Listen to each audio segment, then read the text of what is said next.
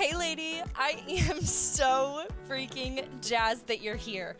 My name is Emily and I am a clinical social worker deeply passionate about what's going on in between our ears. I am here to help build up your toolbox against self-doubt, social comparison, and nasty self-talk to help keep you kind to your mind. You know, we all have something going on in that noggin of ours that isn't always kind. So let's put in the legwork and flex those mindset muscles so that we can move the mountains we were meant to freaking move. Let's go.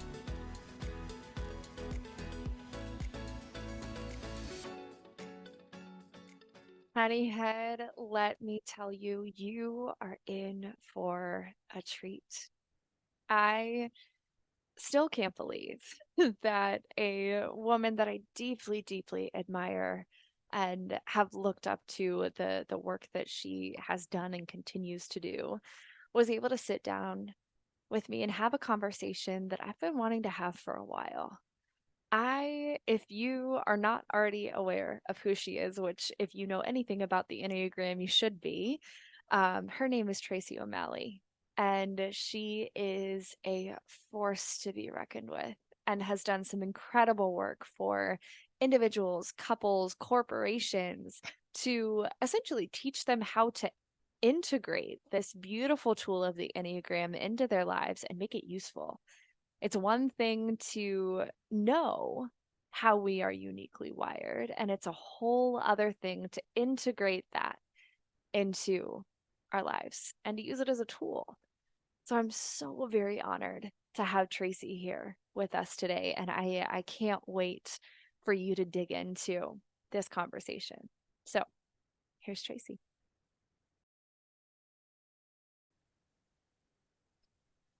Tracy, it's time. Emily, it is time. It's time.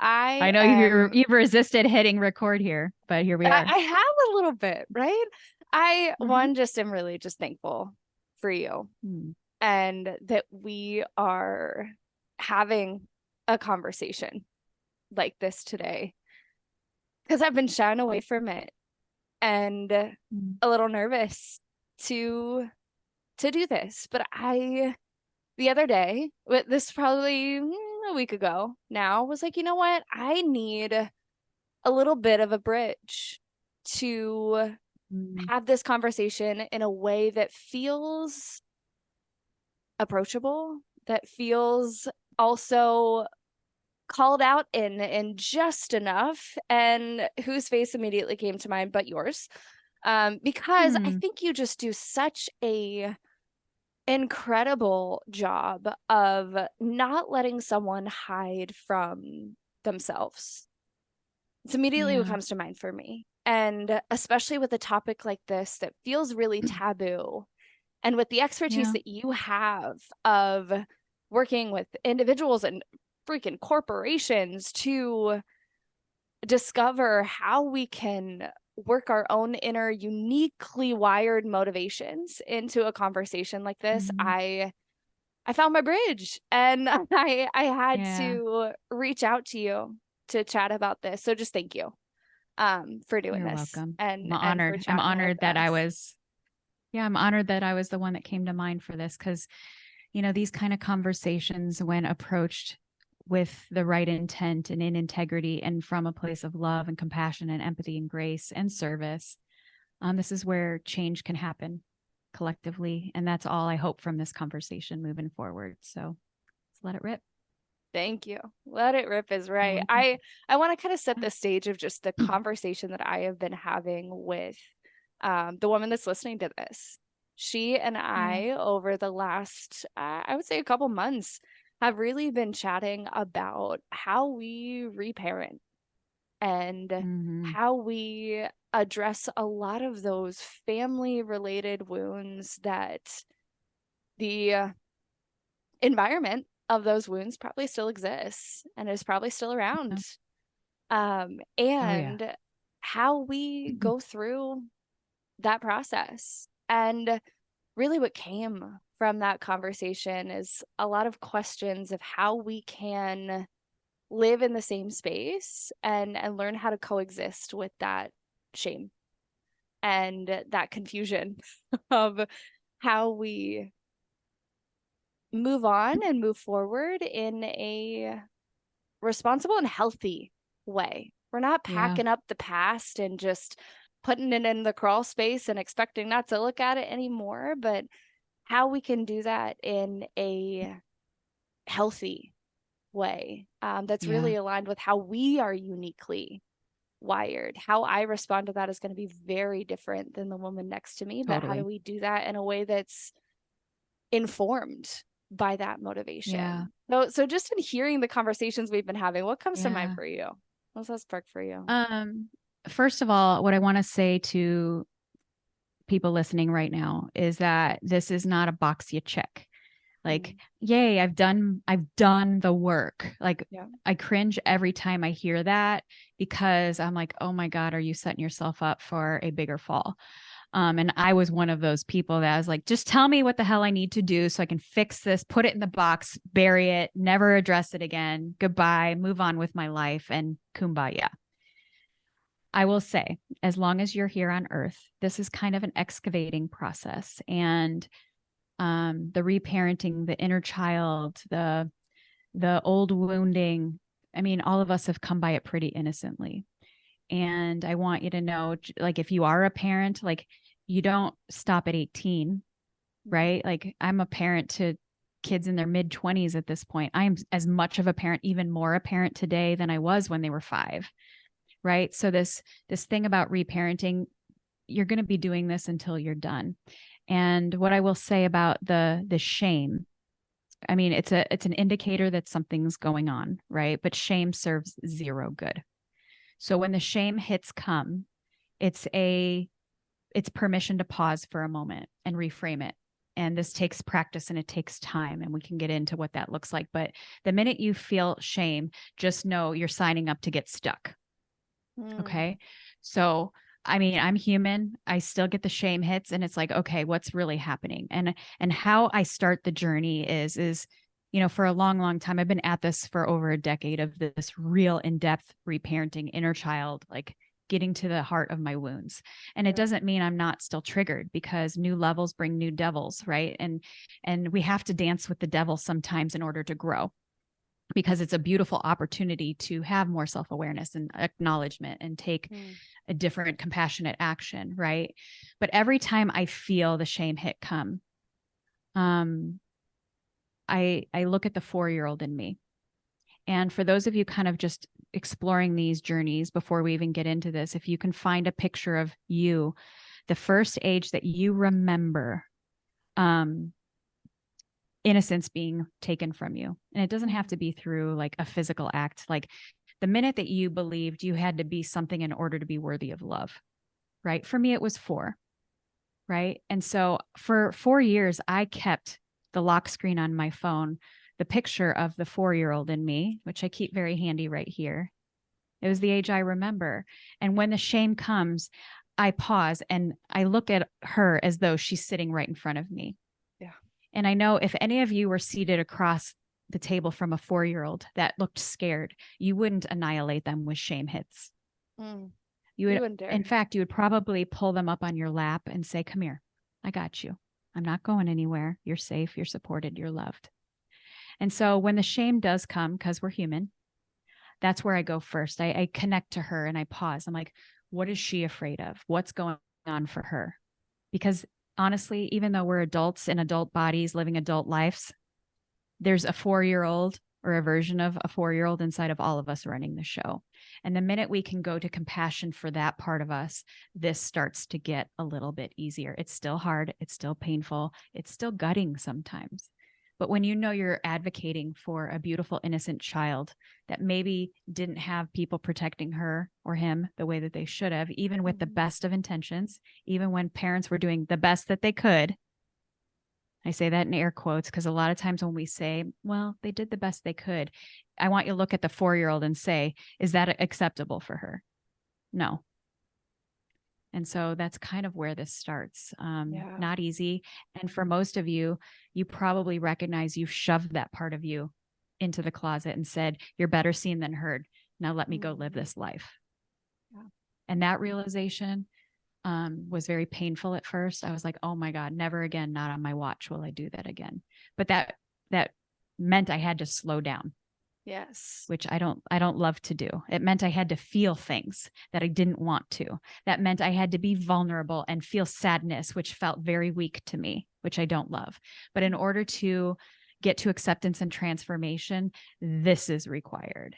And it's a continuous process. So is that enough way to start this Oh my conversation of where we're gosh. headed? Is it?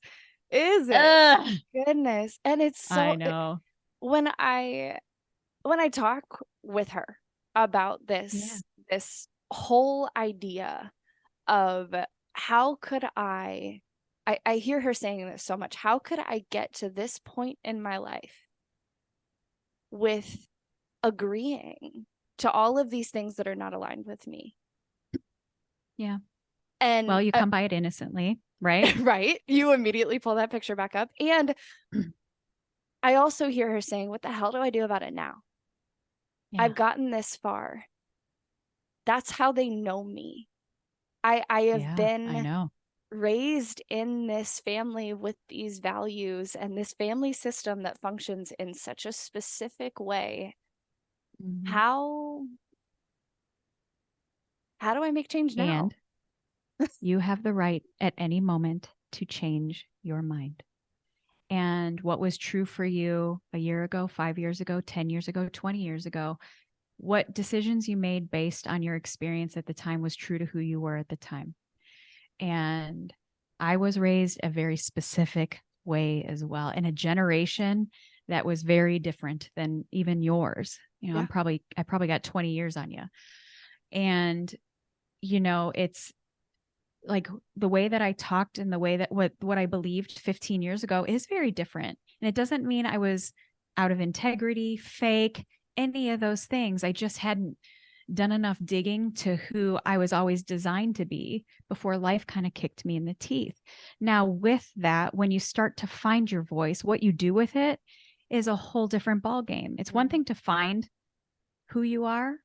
It's another to express it, especially when you have been conditioned or conditioned others that this is who and what you are and how you operate. It's going to disrupt your life. It's going to disrupt family dynamics. It might disrupt a marriage. It might disrupt the way that you parent. It might disrupt friendships. And I will ask you, if you were an advocate for a 4-year-old girl or a 4-year-old boy sitting in front of you, to what ends would you go to honor that child? Mm. And for me, when I said not on my watch anymore, I was willing to lose anything and anyone in order to honor that, because we can't step into all the things that are for us if we let our self-will and our socialization and our conditioning run riot in our body and in our lives. Now, having the tools to navigate that is something else. And I'm somebody who has lots of tools, and it still fucking hurts and it's still hard, and I still will move forward. Yeah. So that being said, like, I'm not promising just understanding any of this makes this easier. Yeah. And in fact, it was a lot easier to not fucking know.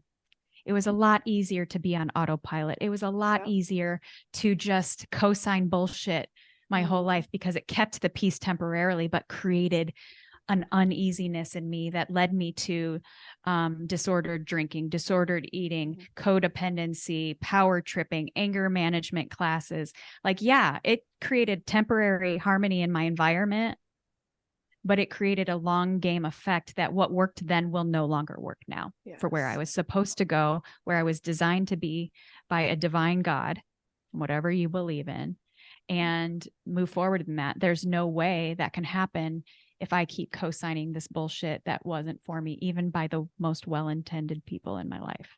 Yes. Yeah. And to be honest with you, this is, again, I dance around pressing record. I dance around the topics that are hard. And that in itself is what her listening to this. And I'll be honest with you, part of this episode is for me.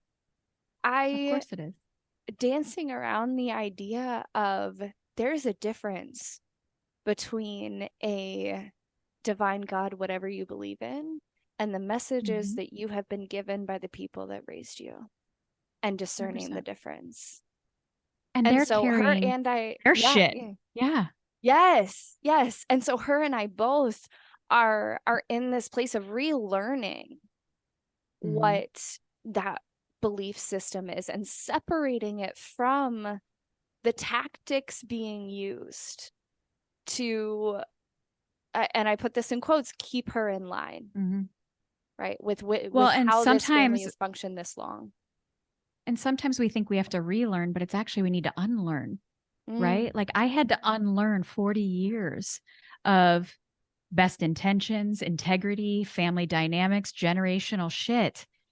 I had to unlearn, not relearn. yeah, I had to yeah, unlearn because most of us learn this before we're even conscious that we are. Like that 4-year-old had no conscious memory of, well, I mean, I do now, but at the time, there's no way that we recognize, like, I have to sell my soul right now in order to be worthy of love, acceptance, attention, approval.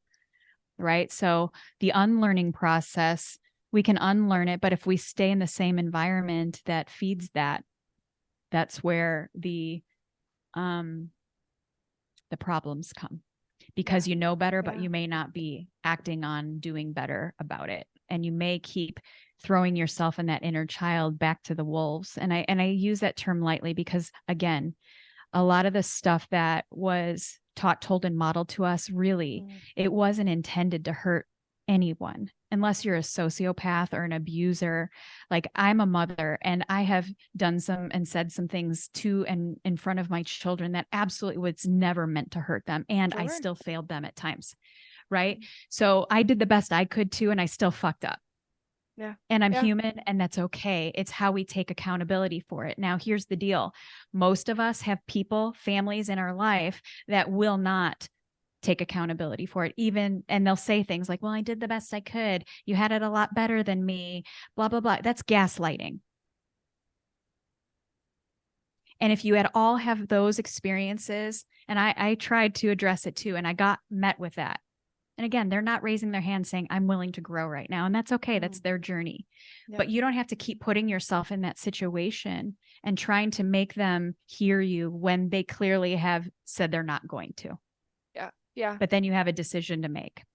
Do you blaze this trail on your own? Or do you stay stuck in the pit with everyone else because it's what you know?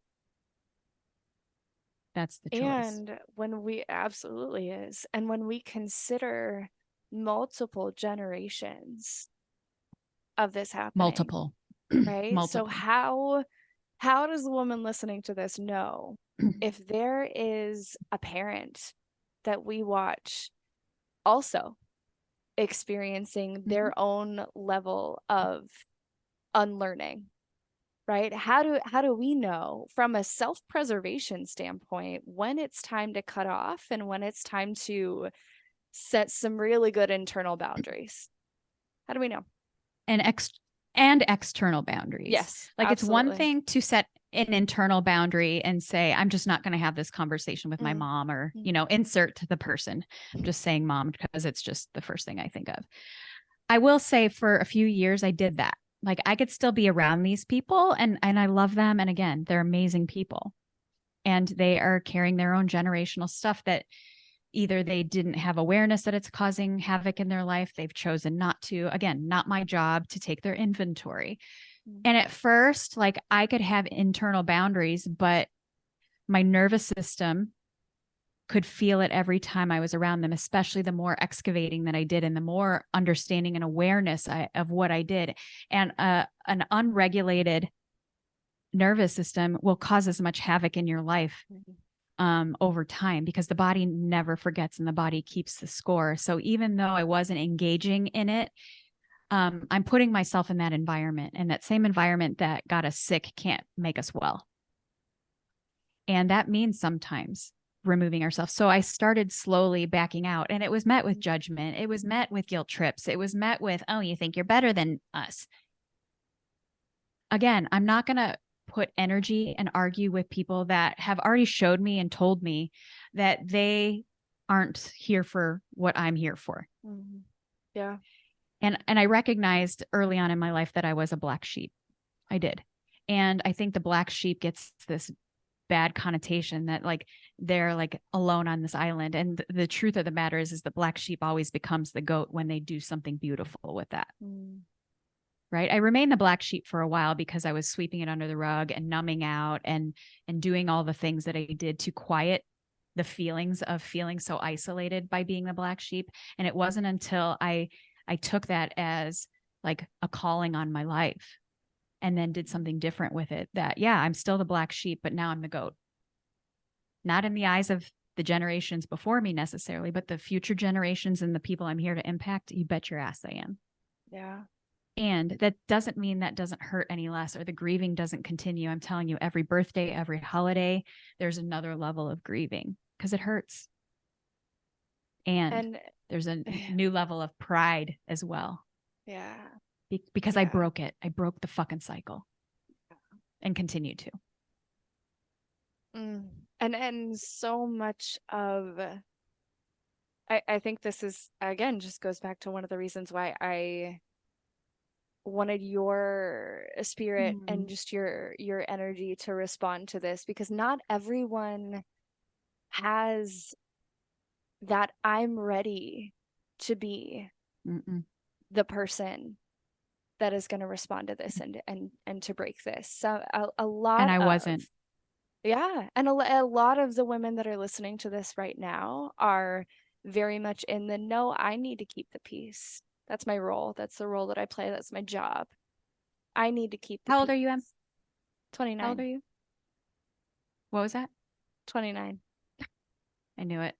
So you knew like it. when I did, it's like this Saturn kind of return planet wise. And it was like I was 28 when I really started to dive a little deeper, but I was 9 years old the first time that I felt this calling. I was literally 9 years old when I was like, please God of my understanding, please help me make sense of why this is happening and that it's going to matter for something one day.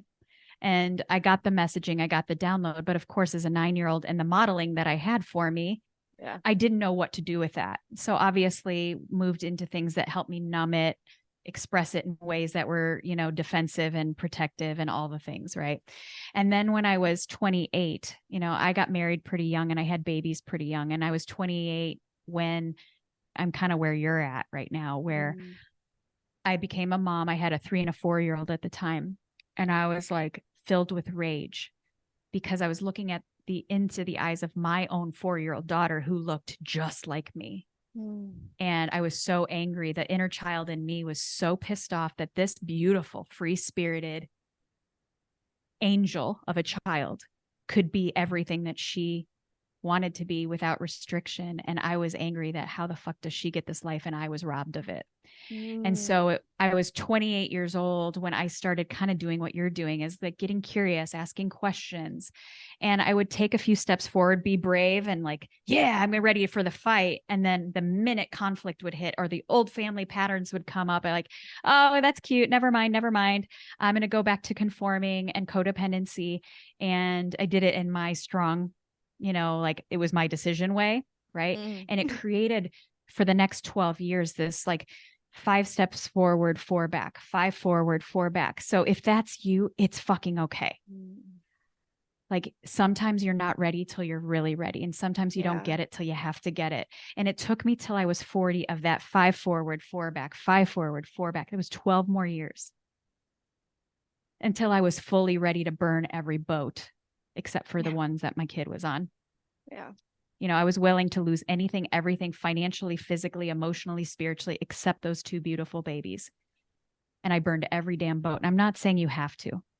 Yeah. I'm not saying you have to, but that's where I got to before I was really ready to plant my flag and say, not on my watch, not more one fucking day. Yeah. And to be real with you, I think I'm in a space where I'm willing to take the ripples of that and the repercussions of that. But to watch a parent also have to deal with my decision is where the step back happens. Okay. I want to reframe this for you because I get that. And it's a beautiful opportunity for that parent to grow. Yeah. Like it's a real opportunity if they choose it to break the cycle for them too, especially if they have, like, I remember watching my mom from an early age on. She had the same resentment towards me that I did for my own daughter. Mm. Like she saw strength in me. I know she always thought I was way stronger than her. She thought my dad loved me more than her, like all the things. I could feel it. I could see it. I would hear it from time to time. And I know when I really started to take charge of my life, um, even though I know she probably was proud of me, she was also threatened by it because she couldn't Mm. find that for herself. And, you know, plot, spoiler alert, she never did.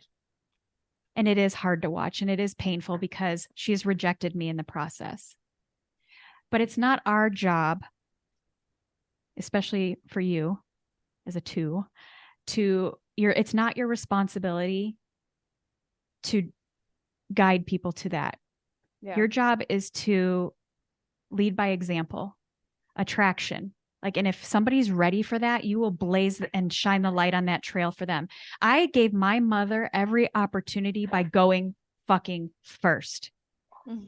And she could have taken that moment and done something with it. And, maturity wise, there's nothing malicious in my mother. Like, she's not like angry, abusive. She's not a narcissist or anything like that. Yeah. But she is emotionally incapable and unwilling to do anything about it. So I blazed the trail. I went first. And she said, I can't do this. Mm. And although there are moments I wish she would, because it would be nice to have, like, I'm a really good mom. And there are moments, especially like on my birthday or my kids' birthdays, like I wish I had a mom like me. And Yeah. the fact is I probably wouldn't be the mom like me without the mom that I had. Right. But Exactly. it's not our responsibility at any moment. Your mom, your dad, your siblings, whatever, the people in your life, if you're listening right now, have the same opportunity to decide this is not how their story is going to go. And they can get the tools and the resources, and most of them are free, to be able to start this journey to change for the better for themselves. But you have a responsibility to you and the child within you to go first. And without any expectation or agenda that you're going to lure people who aren't willing to do that into the healing journey, right? You have to have a high involvement to your process, but a low attachment to who follows. Yeah. Yeah.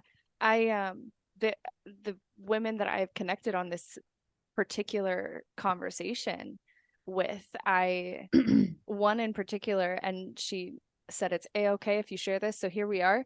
But she is in a very similar, like, multi-generational situation to where her parent is now coming to her saying, I feel like I, like, birthed my own savior.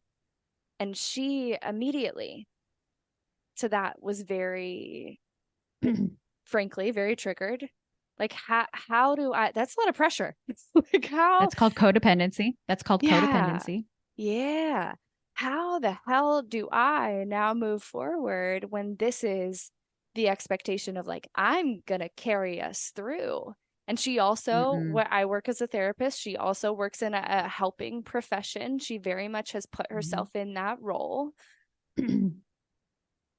Once we get there, how do we address that in a way that she has a mother that is so deeply and truly wants to do the work with her, and also recognizes the issue? How does she navigate that?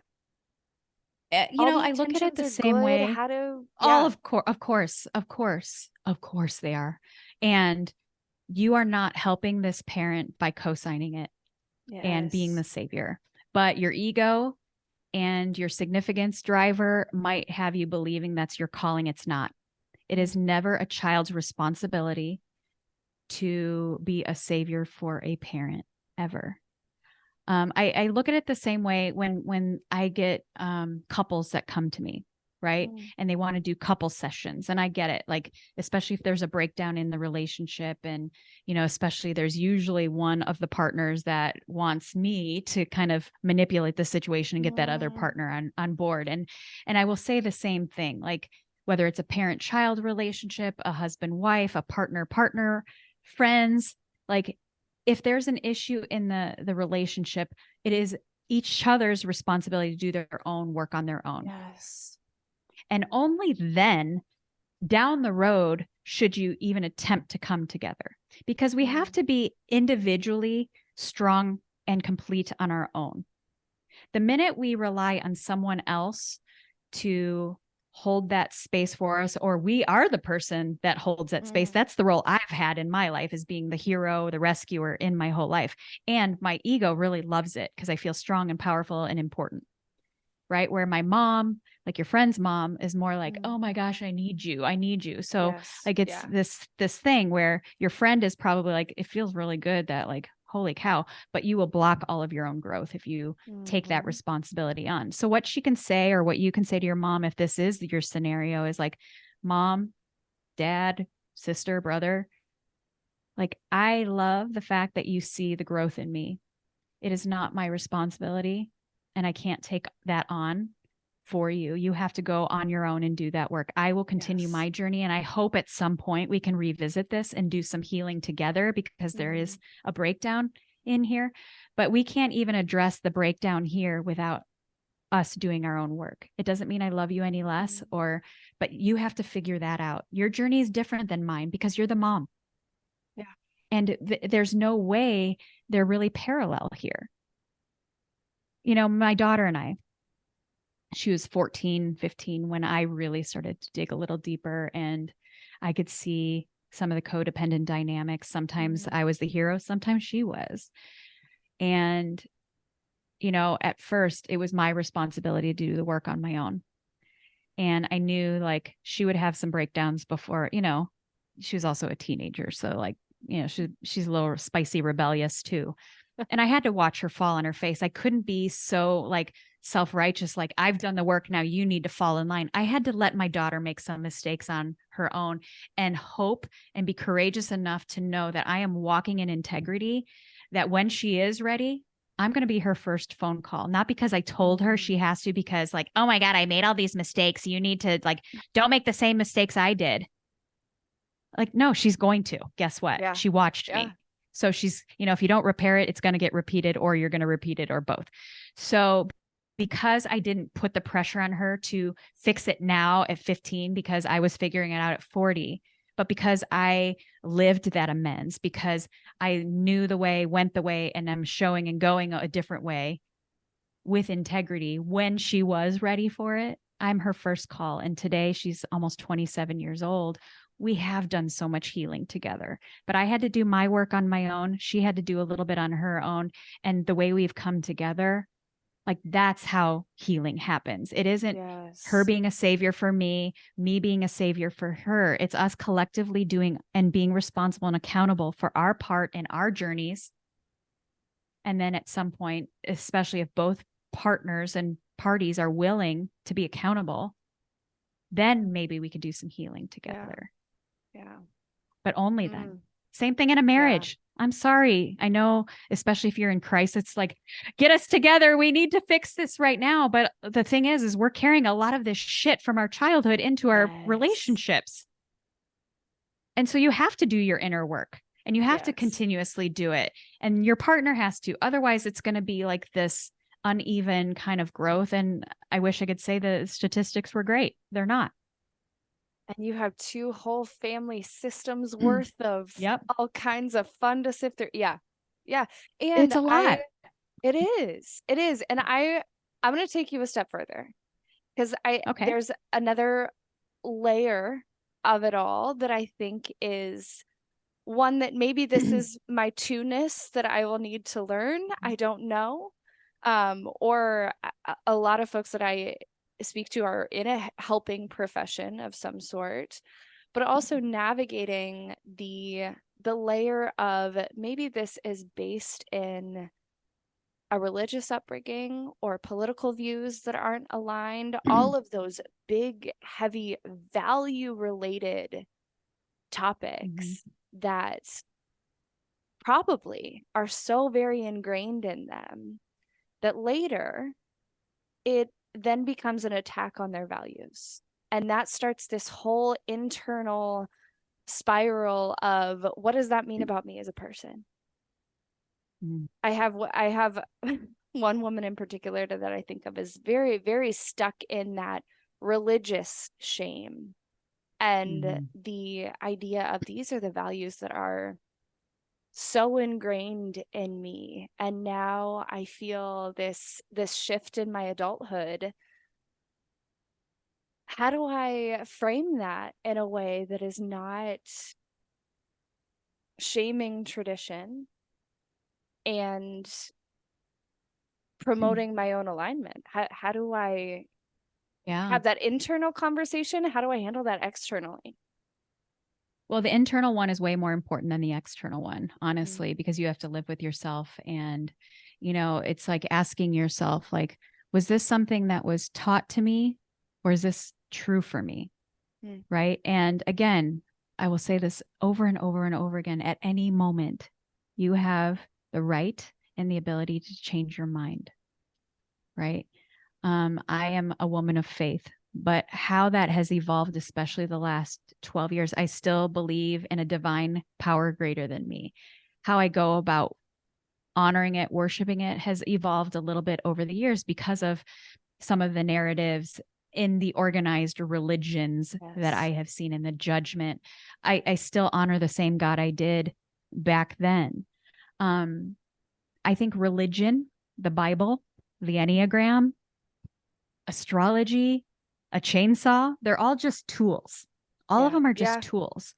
And all of them can do really powerful, beautiful things in the world. The Bible, religion, a chainsaw, the Enneagram, astrology, all of them have the ability with the right intent and being used in integrity to bring magic to our lives and allow us to be connected to a divine spirit, quite honestly. Yeah. Yeah. Those same tools with um, maybe some wounding behind it or intent to control or manipulate Yes. or to destroy. I mean, that chainsaw been used in horror movies, the Texas Mm, Chainsaw Massacre, and a chainsaw could, blaze a trail for a new path, right? mm, Both powerful. Same thing with the Enneagram. The Enneagram used out of integrity can do a lot more damage than it can good, mm, right? And so when it comes to this conversation with yourself, like check your motives here.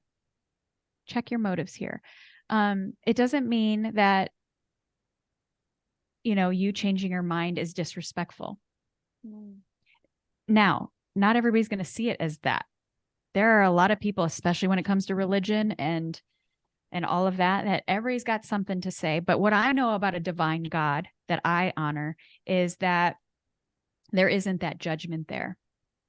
And a lot of times it takes different kinds of messaging for it to land. And it isn't always written as though it's scripture. Mm, There's, even the way that I talk about the Enneagram and recovery is very divinely led. But if I just led with scripture or black and white words, I will leave a lot of transformation and acceptance into a divine spiritual world. I would yeah. push so Yeah. many people away that, yeah, I could maybe help people that want to just be so rigid like that. Mm, But what I do and the way that I communicate is very God-like, a loving God, an accepted God. But I use language that more people maybe who can be receptive to. mm, yeah. And as long as the message lands and they can receive the love and the intent behind it, who gives a shit what language I use, whether it's a tarot card or the Enneagram or the Bible, for crying out loud? I Yeah. don't care as long as the message lands on the heart and transformation in their spirit changes. Who gives a fuck? Yeah. Yeah. And if people want to hold you to a black and white way of talking, thinking, believing, their intention may not be the one that you want to align with. Yeah. And It will be hard though.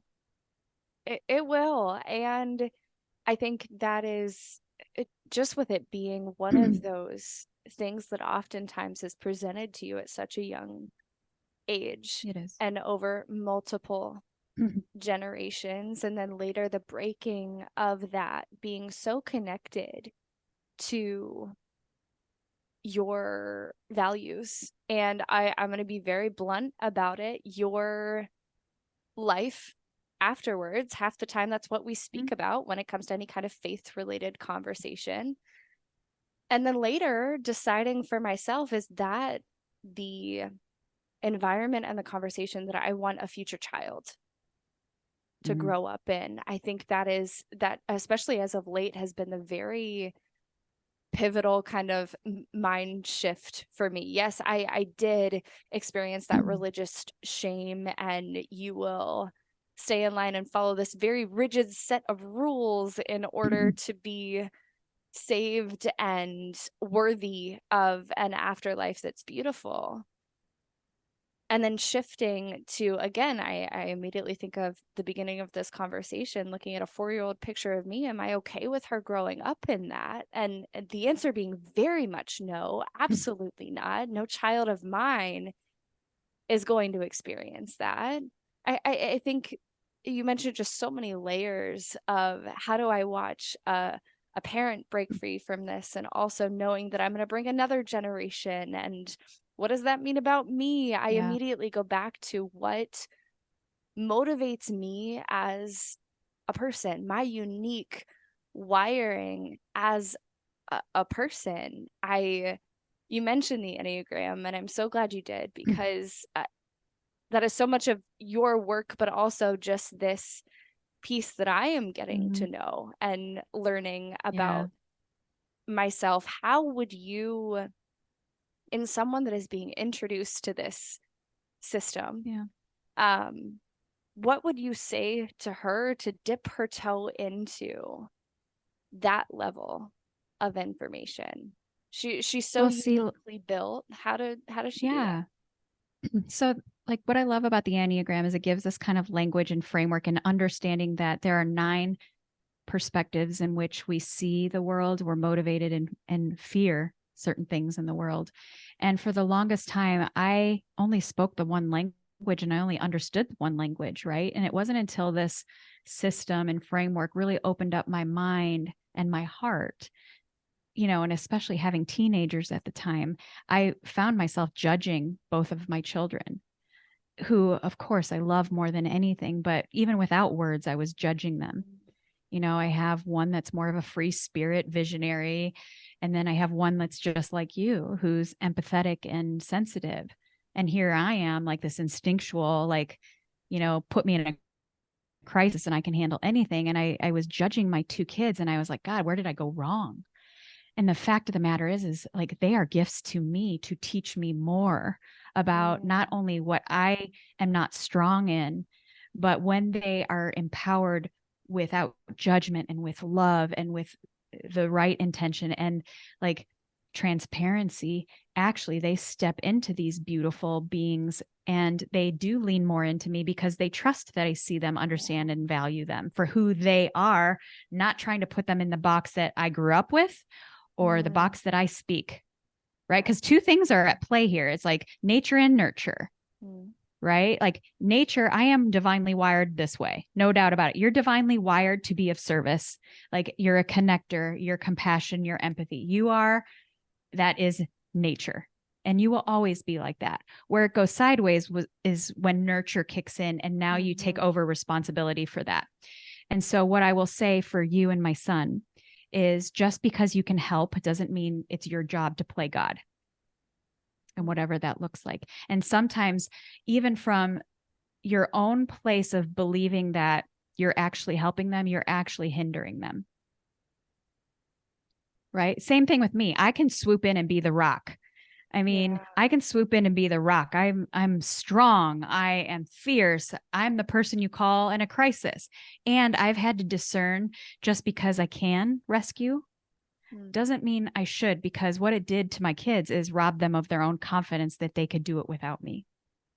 And for somebody like you, who it is your natural wiring to help, the real flex and the real discernment knows like, yes, I could swoop in and help them right here, but will they learn what they need to learn by whatever divine force they're supposed to without?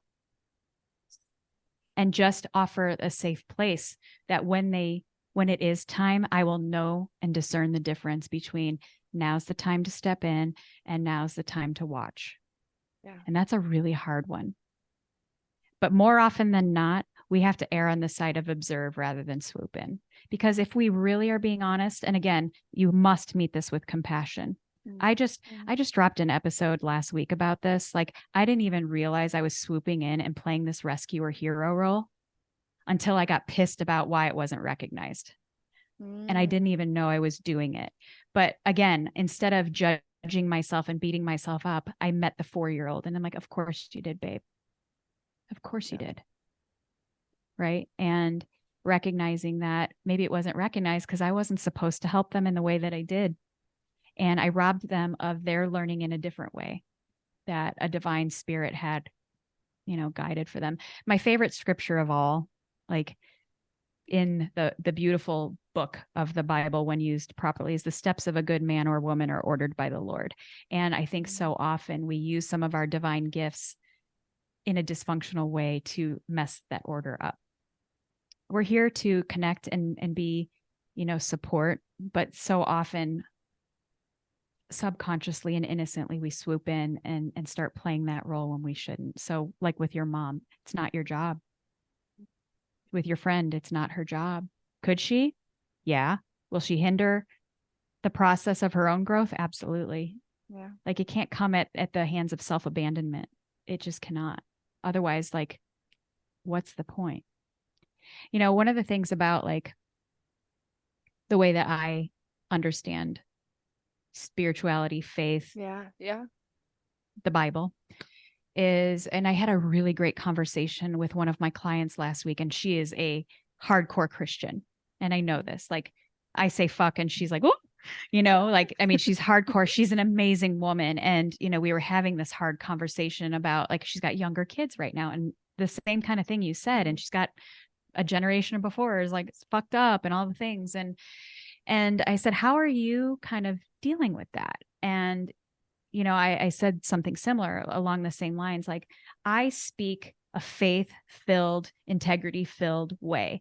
Now, I use different language and different tools that a lot of hardcore religious people might think is the devil's work.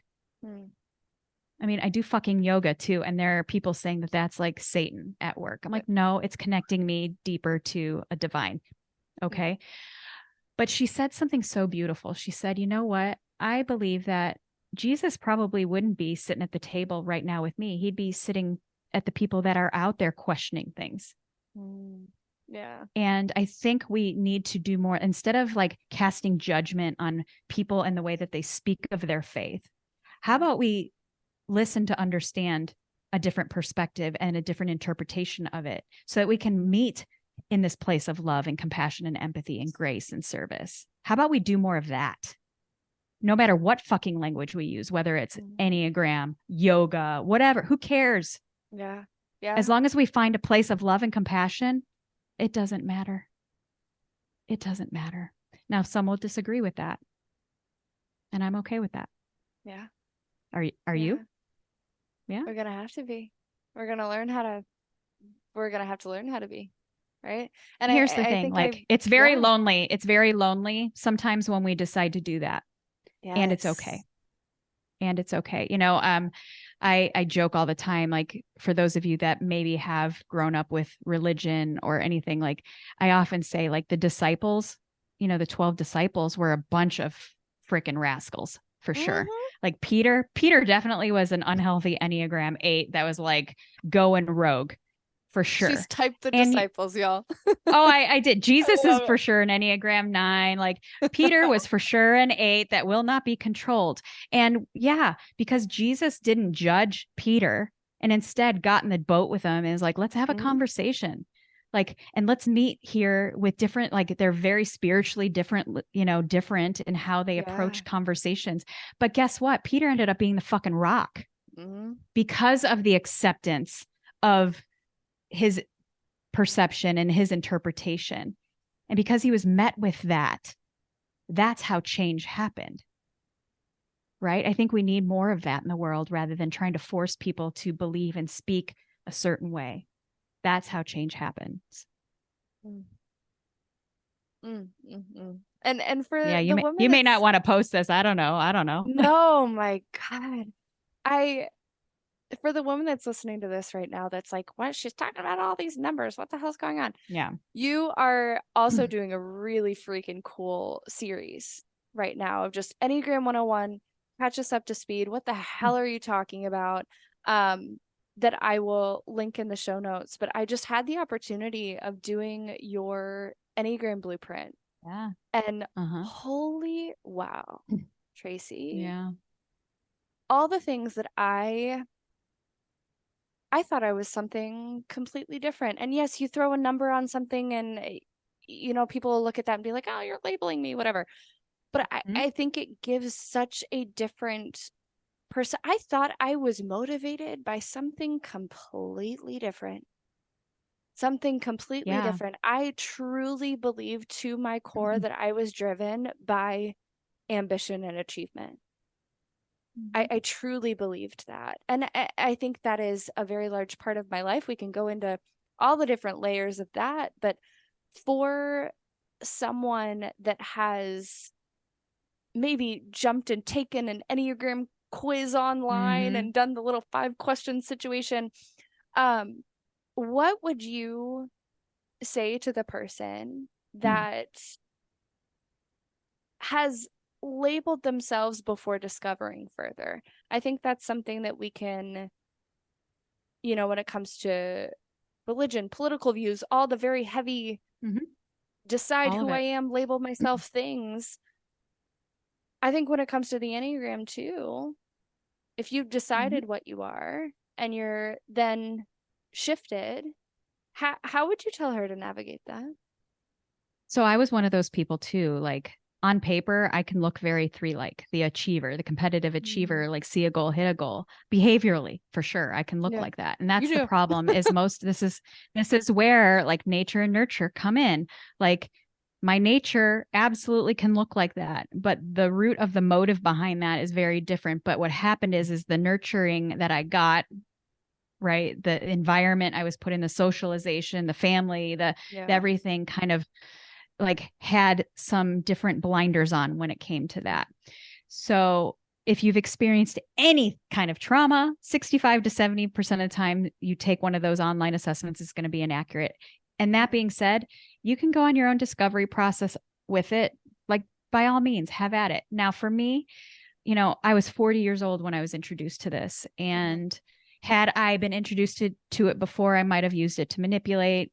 I probably wouldn't have taken as much into it as I did at the time. But what I recognized was even my best thinking got me stuck. Even when on paper it could look okay, I could feel this rumble inside of me that something wasn't landing right. Right. Mm. And so when we figured out I was mistyped and understood that I'm an eight, an eight can look very three like, but the Mm. motivation is completely different. I don't achieve to win. You don't achieve to win. You achieve to be Mm. accepted and loved. Yeah. I achieve to be strong. A very big difference between just because I don't need to win everything. But if it Mm. means that I will be seen as strong or it will give me independence and autonomy, you bet your ass I'll win every time. Mm. But just to win an award or to be seen as the best, I really don't care. Yeah. So when you understand what's at the root of everything that you're motivated by, and it's each of the Enneagram types is very uniquely differently motivated. And when you understand what motivates you, you will choose more alignment. You will also understand why you're triggered by certain things and be able to course correct and have compassion for yourself and others a little bit differently. And those in leadership of any sort, whether it's as a parent, a friend, a partner, in business, when you understand the people around you and what motivates them, you won't be dangling the same carrot for them that you will for you because you might be Yeah. different. Right. When I recognize this, and I recognize, oh my God, I've been trying to get my kids to be motivated like me. And no matter how I swung it, it wasn't landing and it created disconnect. Same thing in my marriage that failed in divorce. Like I was trying to get him into my box and to think and fear like and motivate like I was. And there was no way that person was ever going to be put in the box. And when you do that with people that you love and lead, you create a disconnect. And when disconnect happens, like there's going to be a fracture in the relationship. Now understanding what motivates each of my children specifically, it's very different than me and it always will be. Yeah. But you But can because speak I that understand language it, now. I can speak Yeah. that language now and they Yeah. feel valued and seen. Mm. And sometimes it's scary to be seen because it feels very vulnerable. But when you understand that and you seek to understand rather than to seek to control, everything can change in your relationships and the quality of relationships and the quality of the people that you start to attract in your life changes. But there'll be a season of silence and a purgatory of sorts because you have to make room for that. And a lot of times you have to let go of people, places, and things that are taking up space and creating chaos in your life in order for that to come in. And there's no guarantee how long that will take. And that's really, really hard. Very lonely. But if you're here for it, it is very lonely. Yeah. But Yeah. it's in that loneliness that you can find solitude and really Mm-hmm. fall in love with you and that little person inside of you. You know, for the first 7 years of this journey, I didn't date. I didn't do any of that. I worked, obviously. I spent a lot of time with my kids, but I spent a lot of time with myself. And yes, there were lonely moments, but in solitude, there's a big difference between isolation and solitude. If when you're Yes. lonely, you numb out with food, alcohol, Netflix, comparison, scrolling, shopping, sex, whatever. If you're numbing out, like that's isolation. But in Yeah. solitude is where we build this relationship with ourself and a divine source, whatever you call that. Like that's when miracles can happen. That we don't have all this chaos and distractions around us because so many of us are so distracted by what's in our life, we're going to miss a miracle when it's right in front of us. And so, Mm. even though it does feel lonely at times, sometimes it's required. To whom much is given, much is required. And with great reward comes a great responsibility. So, are Tracy, you signing up Tracy, for that, right? Tracy. Yeah. Yeah, I know. But the Um, Enneagram honestly gives me language. So, like, yes. back to your question, next to my faith, the Enneagram is my number one growth tool. And it is the Yeah. framework and system and language that I use to not only communicate with people I love and lead, but with myself. And so I don't get stuck almost ever. I mean, I'm human. So, of course, stuff comes Sure. up for me, but Yeah. this framework and system helps me navigate and move through it, not bypass it, not numb it, but feel my way through things with grace and with empathy and connection and vulnerability. And that when we have that in our lives, like true purpose and what's meant for us has the opportunity to show up in our life. But we can't do And that if we're just bypassing and sweeping it all under the rug. no, my God. And so much, I think it personally like coming in stages. I'm in that very much perspective stage. Now Yeah. you mentioned that before, like this system giving me such perspective on Yeah. myself and those around me and eventually being able to use it as a language moving Mhm. towards that stage. And But I and yeah, understanding that and understanding like every personality and every archetype within this framework has superpowers. And my intensity that I'm bringing to this conversation and my yes. willingness to have the hard conversation, that is my superpower. Is I'm not afraid of conflict. I'm really, really not. But it's only my superpowers when it's coming from love, compassion, empathy, service, and grace and innocence. Yeah. Honestly, that same intensity that I'm bringing this to this conversation has also been a wrecking ball in my life and destroyed everything in its path and almost destroyed my kids when it was coming from fear, insecurity, unworthiness, shame, guilt, or ego. Mm, So the good news is you don't have to change a fucking thing about who you are, but you are responsible for the come from, and that is the work.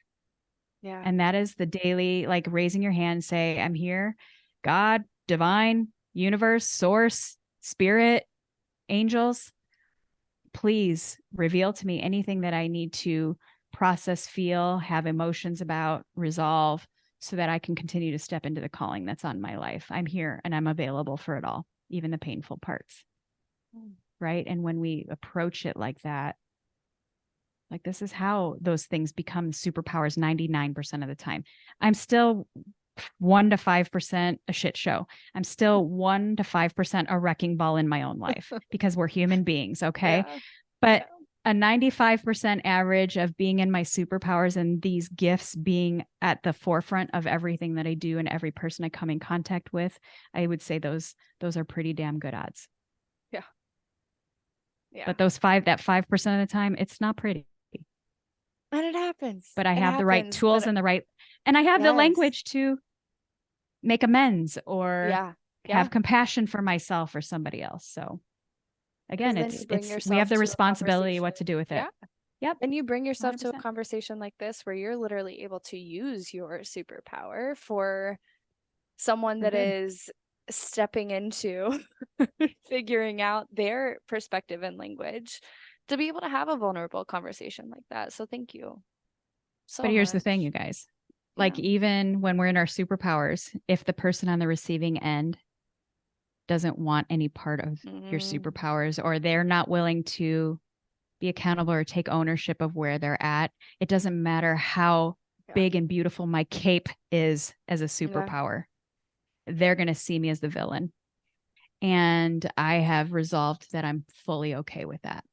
I know, and my divine source that I believe in knows that I'm in integrity and it's all the best intentions. And I'm okay with being completely misunderstood. And so, nor am I responsible for their response. Nope. Absolutely not. Yeah. Yeah. It still hurts though. It does. It still hurts. Sure does.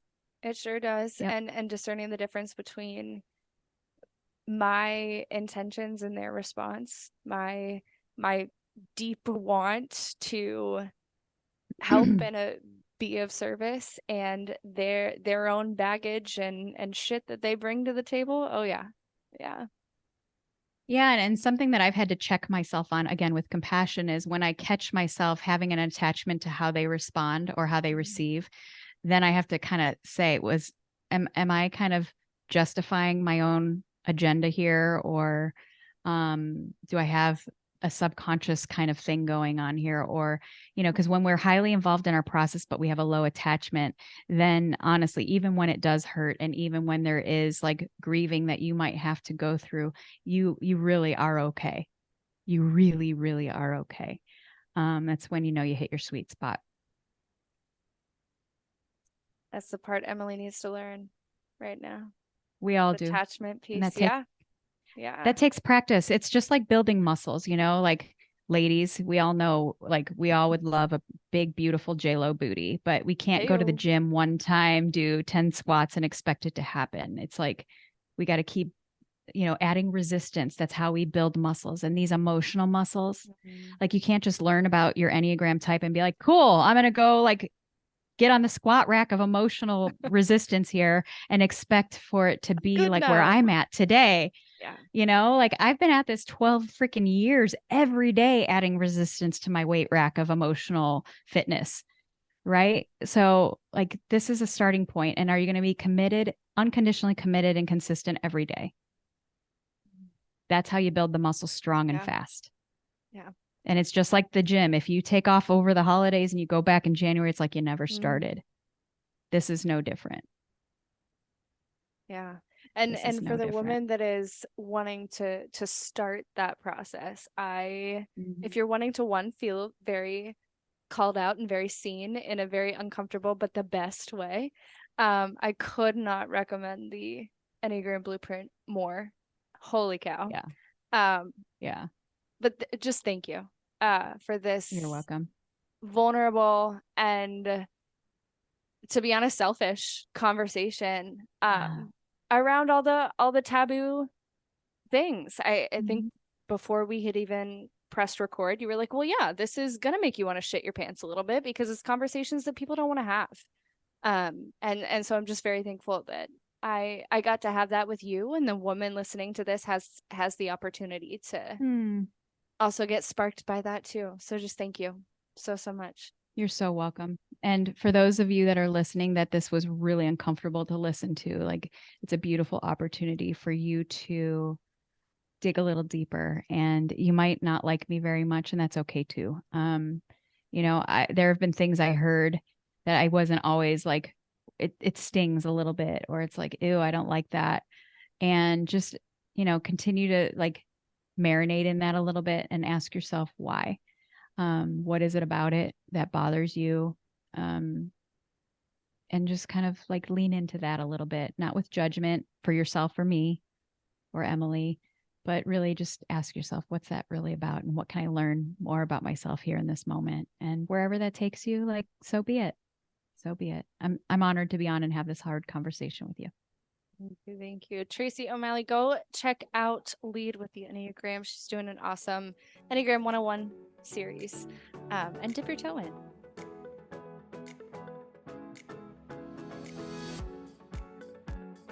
Dude, thank you so much for including the kind mind and this freaking weirdo in your growth journey. If you connected with today's episode, I would love to hear about it. So slide on over into my Instagram DMs at Emily and the Kind Mind and let a girl know, okay? But until then, I will talk to you very soon. I love you so much, and you stay kind to that freaking mind.